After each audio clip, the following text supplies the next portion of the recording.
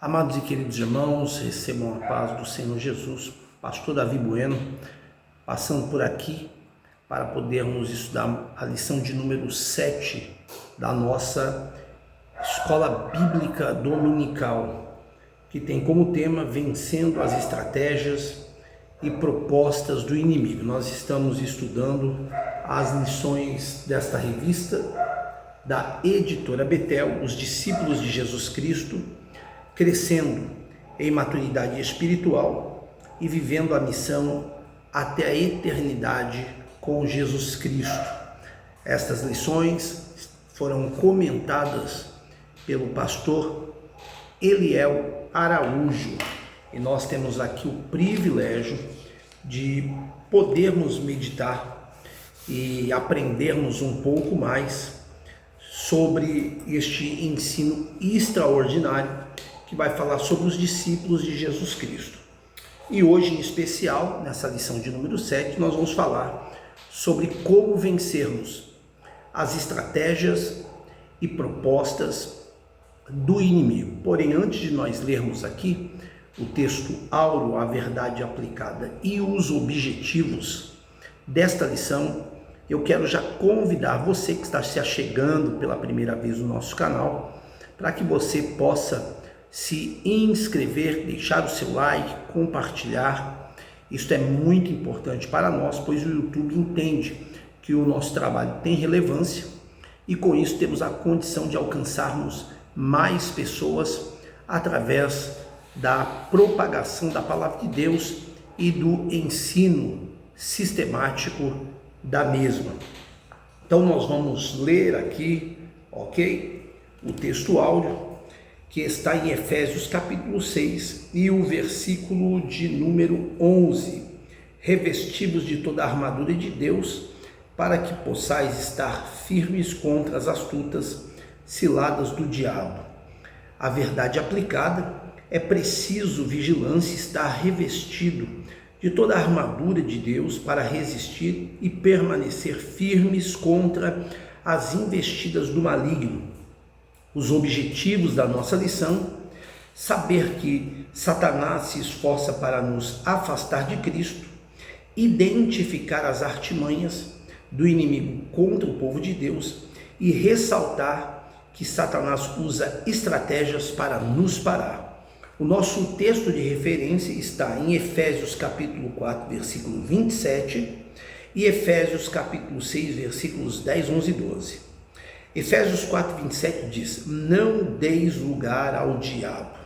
Efésios 6, do 10, 11 e 12 diz: no demais, irmãos meus, fortalecei-vos no Senhor e na força do seu poder, revestivos de toda a armadura de Deus, para que possais estar firmes contra as astutas ciladas do diabo.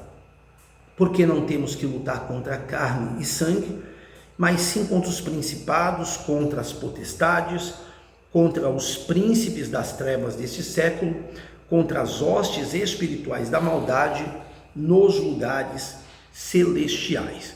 E a nossa introdução vai dizer: nesta lição refletiremos sobre a realidade da ação de Satanás contra o povo de Deus, algumas investidas do maligno e a importância do discípulo de Cristo saber que é possível resistir e ficar firme, cultivando um viver conforme os princípios bíblicos no poder do Espírito Santo.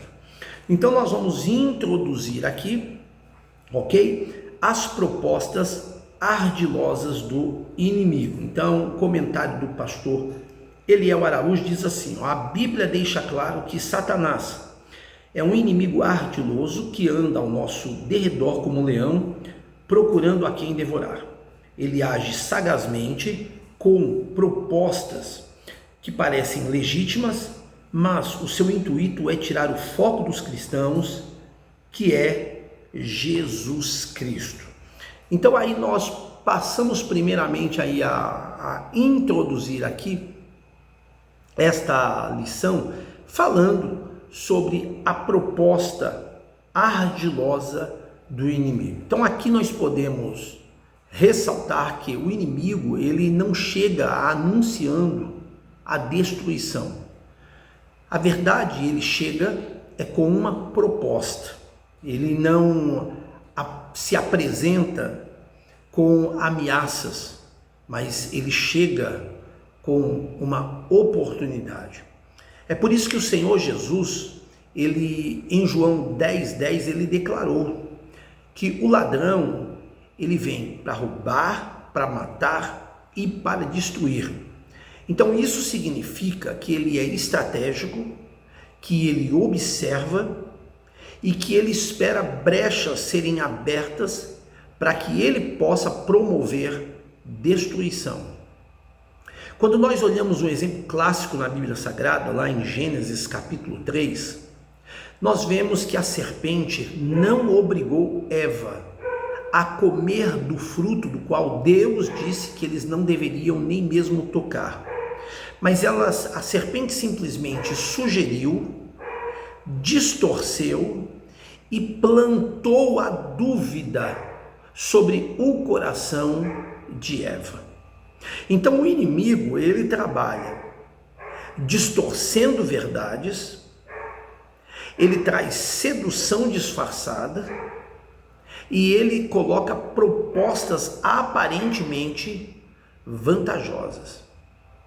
É isso que nós encontramos neste exemplo de Gênesis 3, concernente o diálogo entre Satanás para com Eva, que logo começa não revelando quem ele é, mas ele aparece usando uma serpente, que era um animal bonito e um animal que chamava a atenção. Então primeiro ele distorce a verdade. É assim que Deus disse: não comereis do fruto. E então Eva fala: não, nós não devemos nem tocar. E ele, porque se nós tocarmos, nós iremos morrer. E ele então olha e diz: não, se você tocar, você não vai morrer. Você simplesmente vai ser igual a Deus. E com isso colocou uma sedução disfarçada, fazendo com que a mulher tivesse o desejo de provar daquele fruto a qual Deus disse que não deveria provar. E fez uma proposta aparentemente vantajosa, de ser como Deus, de ter vida eterna, do momento que participasse do fruto que Deus disse que não deveria nem mesmo tocar. Porém, entendemos com isso que toda proposta do inimigo, por mais sedutora e vantajosa, podemos dizer assim, que aparentemente seja, mas ela termina em perdas. Toda a estratégia das trevas tem como alvo nos afastar do propósito de Deus. Então aqui o pastor Eliel Araújo, ele dá continuidade do tópico 1, dizendo: um inimigo em comum. Os seres humanos possuem um inimigo em comum que busca manter a mente das pessoas na escuridão, para que não percebam a luz do Evangelho de Cristo. Assim como tentou Jesus no deserto, Satanás continua a nos tentar para nos conduzir para fora da vontade de Deus. Então aqui nós entendemos que ele é um inimigo em comum. Não estamos lutando contra pessoas. O nosso inimigo, ele não é humano. Lá em Efésios capítulo 6, versículo 12, o apóstolo Paulo, na sua teologia, ele deixa claro que a nossa luta não é contra a carne, a nossa luta não é contra o sangue, mas é contra os principados e potestades, ou seja, a nossa luta, ela é contra os demônios. Então existe um inimigo em comum, e ele se chama Satanás. Ele odeia o propósito de Deus sobre cada um de nós, e ele teme o que você pode se tornar nas mãos de Deus. Você perceba que, por causa de um propósito que Deus ele tinha com alguns homens da Bíblia, referir aqui 3, nós vemos que ele atacou Jó com perdas.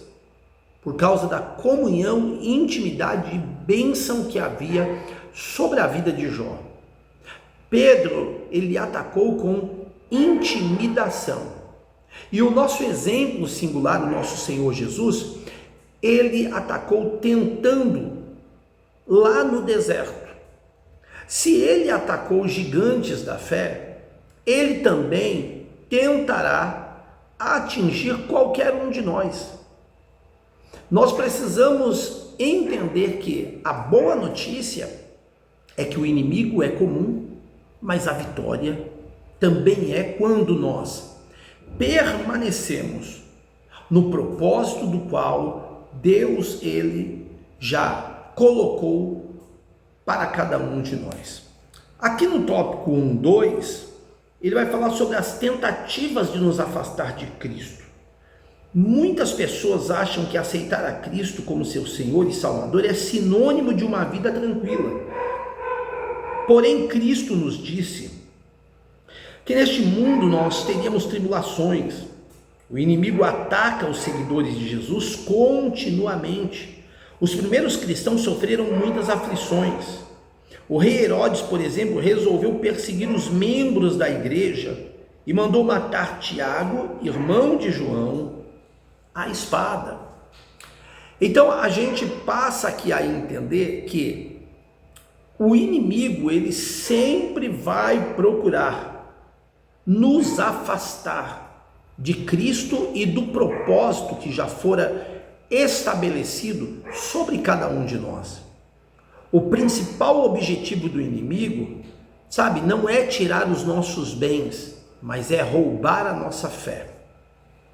Lá no Evangelho de Mateus, no capítulo de número 4, nós vemos que o Senhor Jesus, ele foi tentado em 3 propostas, eu anotei aqui. A primeira, satisfação imediata. Se tu és o Filho de Deus, faça com que essas pedras se tornem em pães. A segunda, exibição de poder.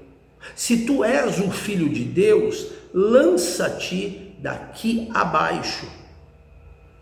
Porque ele, referindo-se ao Senhor, dará ordem ao seu respeito. E é interessante que ele disse, porque está escrito que ele dará ordem ao teu respeito, para que não tropece os seus pés em pedra.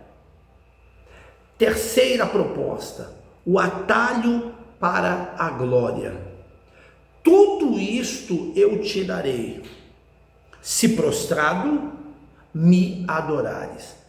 Então a gente entende que o inimigo sempre oferece atalhos, mas atalhos espirituais, eles custam caro.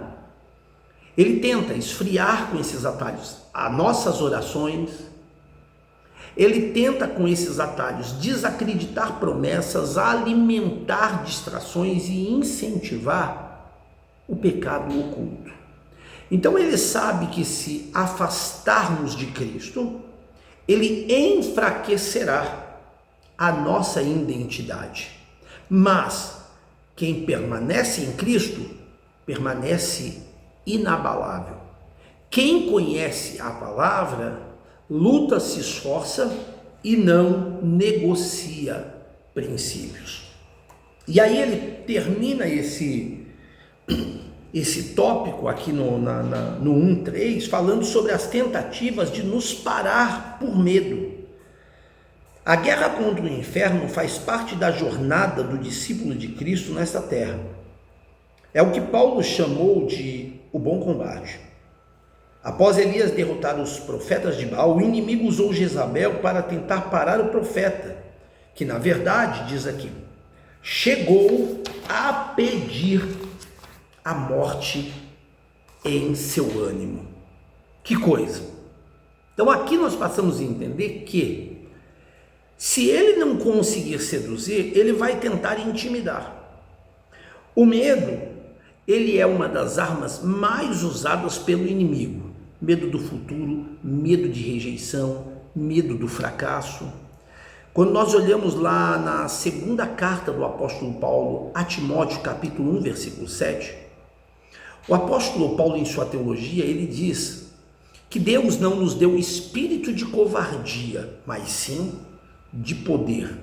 Por quê? Porque o medo paralisa, mas a fé que vem pelo ouvir e o ouvir a palavra de Deus, ela nos movimenta.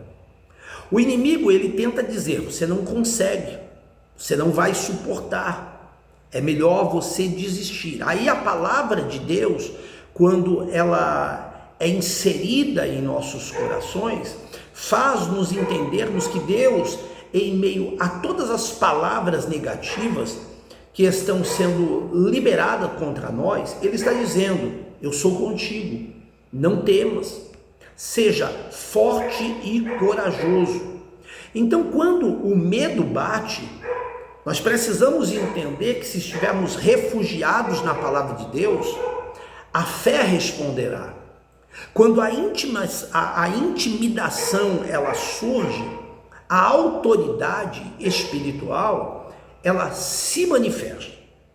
Então aqui, para nós concluirmos, nós entendemos aqui no tópico 1 que nós não vencemos o inimigo pela força humana, nós vencemos na autoridade de Cristo.